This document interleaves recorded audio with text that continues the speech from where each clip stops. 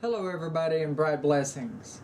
I'm Lady Leeanna and welcome to Tarot Card Lessons Made Easy, where we have been highlighting the major arcana, taking the cards two by two, just like Noah's Ark, just kidding, two by two on each show and highlighting those. And we got down to the cards that weren't just alike or so much alike at the end, and now, yet again, we enter another phase to where we're going to have to make a change, and that is that we only have one more card left of the major arcana to cover. And I saved this little baby for last because it is as I am. The High Priestess. I am the High Priestess of an eclectic order within paganism, as well as a leader in Christianity. But I ascribe to be an eclectic spiritualist. Nonetheless, that isn't the topic here. But I do feel very drawn to this card because it refers to leadership within the spiritual plane, kind of like your Hierophant and your Hermit card to a degree, but somewhat different. Either way, I am the High Priestess, and I saved this card for last because I felt very much like her. Anyway, the card itself, and you should have your cards out, as I've said in every show, and the High Priestess in hand, so you can go over it with me, so I'm not having to hold it up.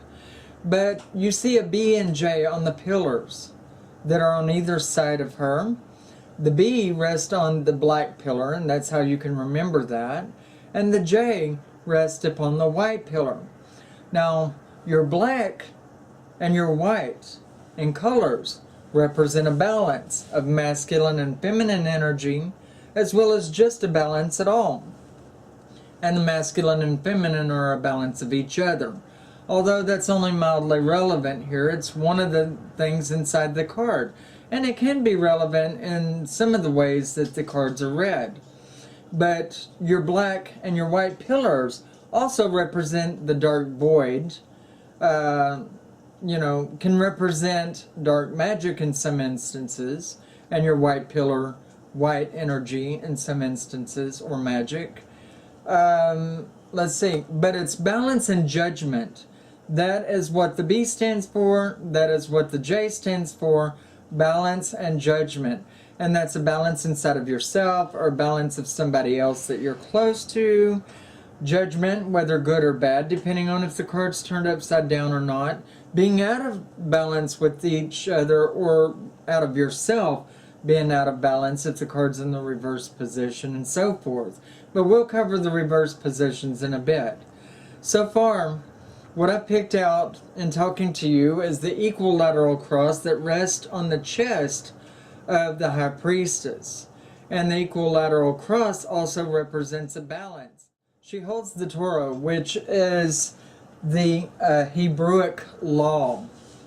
Okay? It's sort of a law system within another country, a set of rules, laws, but it's the divine law.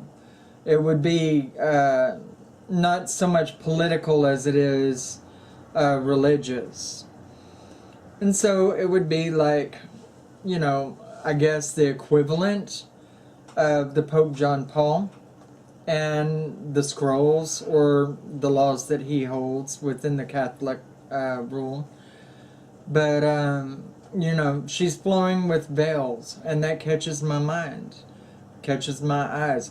And that is things that are hidden and veiled. That which lies between the sheens could represent other worlds within our world. And it kind of flows over a crescent moon. The crescent moon holds things kind of like the chalice. It fills up, and doesn't spill out, but just moderately. Which means law or rule being imposed lightly. So it could represent basically things that are being bestowed upon one lightly and diligently and, very slowly. Let's see. And things that are half hidden and half veiled because it's a crescent moon. that's weighing down to the newest moon. And, you know, a little bit of the veil just kind of flows over it lightly. And so and the moon itself is things, you know, it's at a time when the world is very dark. And so basically, you know, things are only mildly showing anyway, with just the moon alone. But when you place with it the veil, only lightly covering it, then again, you've got things that are hidden or veiled for the most part, but lightly showing. So it really doesn't change. I don't know what the author's thoughts were by placing the veil and the moon together in it, because they basically mean the same thing, but it is emphasizing it, or to just emphasize that particular aspect of the card. Placing a great importance on it is the only reason why I would think they would place both. But the veil is things that are definitely hidden or veiled, and the moon, being at its lowest phase, would be things hidden or veiled to some degree and only showing lightly. Now, the other aspect, as I said, in the moon itself is that it's that as a cup. It's holding energy and spilling only minor amounts of it, like a fluid, like a drink. And you might look at it as kind of a wine glass top, you know. But letting things just mildly stream through to humanity. If you are in a high position within religion, then it would also be like bestowing knowledge or wisdom lightly, slowly, and carefully to the people that you lead. Let's see, cautiously, maybe so that they don't abuse it, because a balance and judgment needs to be bestowed on the person that is acquiring this knowledge or wisdom. It would be like taking and handing a 14-year-old boy a gun without, you know, giving him the knowledges or wisdoms of how to use it first off, or how to be cautious with it, not to shoot another person with it. You know, and as a teacher, I'm very, very critical about that. What I teach my students first and foremost, and what knowledge or wisdom that they're ready for, you know, because like I said, I don't want to give them the biggest of it first, and then they'll hurt themselves or somebody else with it. But for the most part, it is slowly and cautiously bestowing something, or the veil slowly and cautiously lifting, kind of like Hallows Eve, when the veils are very thin between worlds on that one day of year. Now, let's see, balance and judgment, it speaks for itself. In the upright position, it talks about being at a pretty good balance and being very well with your judgment or decisions at that particular time when the card is in the upright position, making good decisions.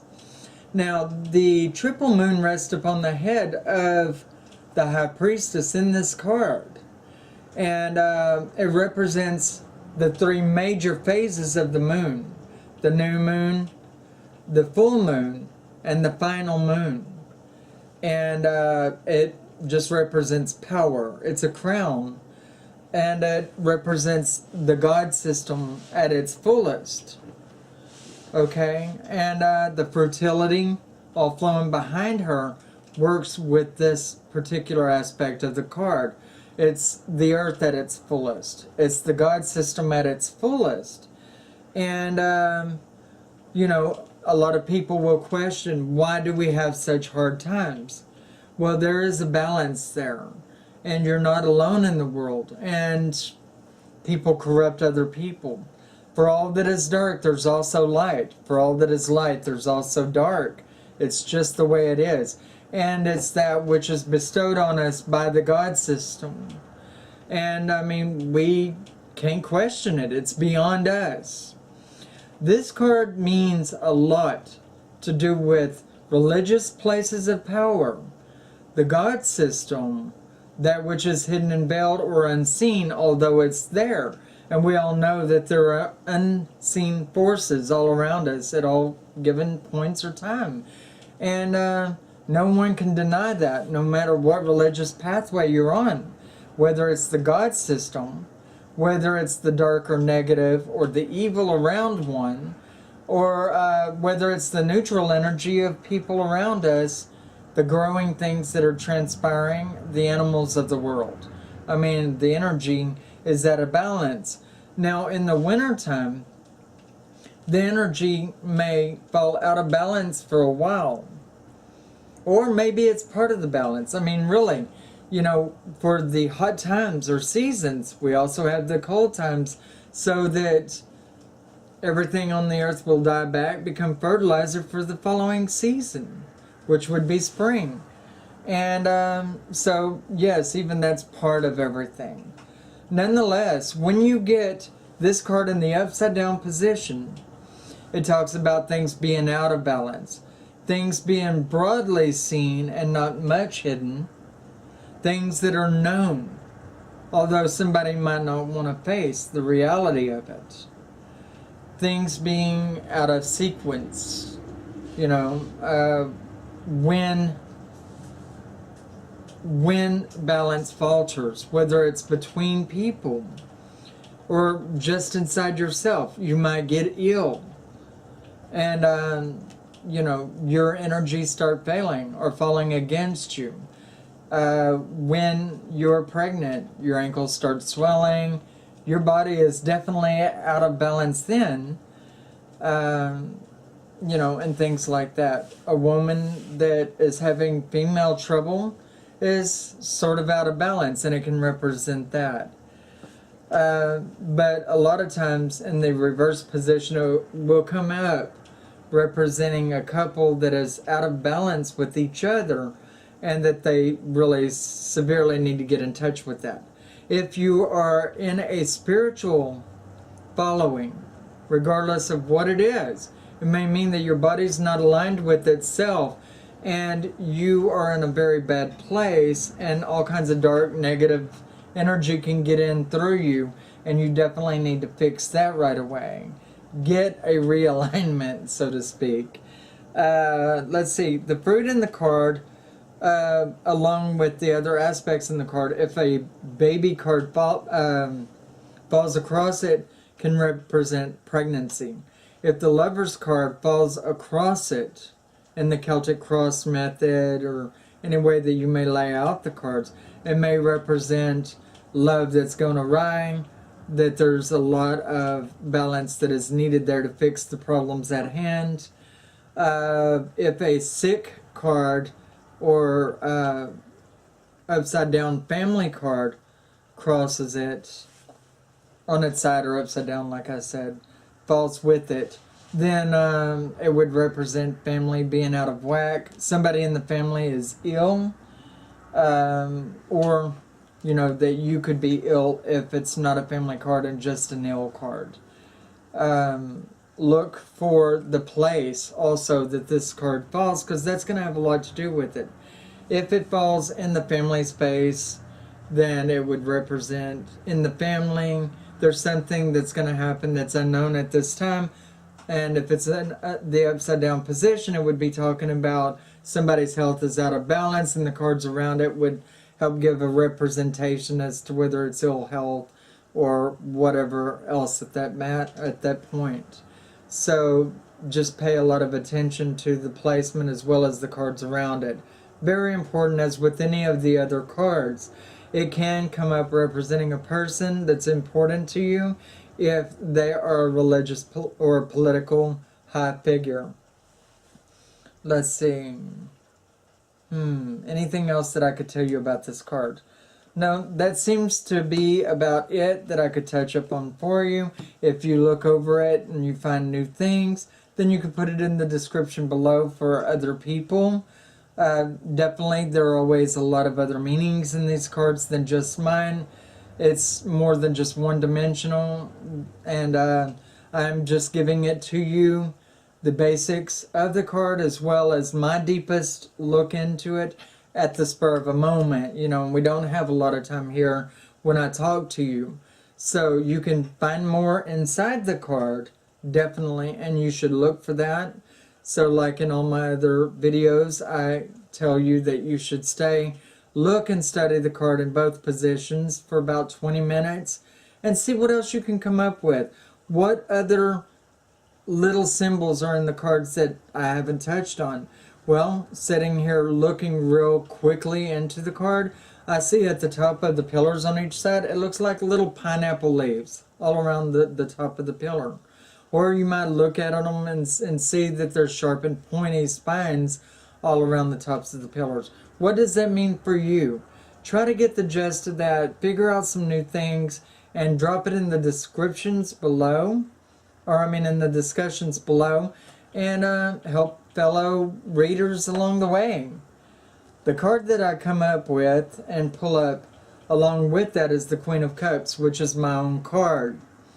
Now, I pulled up two other cards sitting here talking to you, and that's why I keep looking down.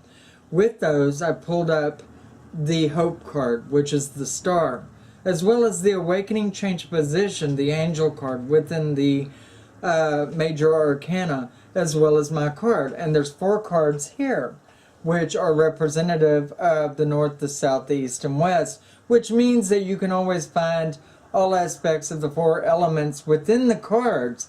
And being that it's the Queen of Cups on the base, and talking about myself, so it's really ironic, out of the 78 cards, I would pull up my own when I'm the one just laying them out symbolically here. It shows a lot of love is being given in the meanings of the cards, and a lot of hope for you on your journeys. And hopefully this will help you along your pathway.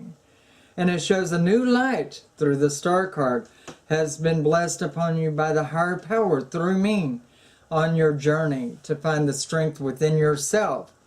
And that hopefully you'll bring new life to the people. And this through the Judgment card. And that is the Angel card, the Judgment card, which is one of the 4 cards pulled up here. Hopefully you can yourself shine new light on someone else's life while you guide them on their journeys. And blessed be.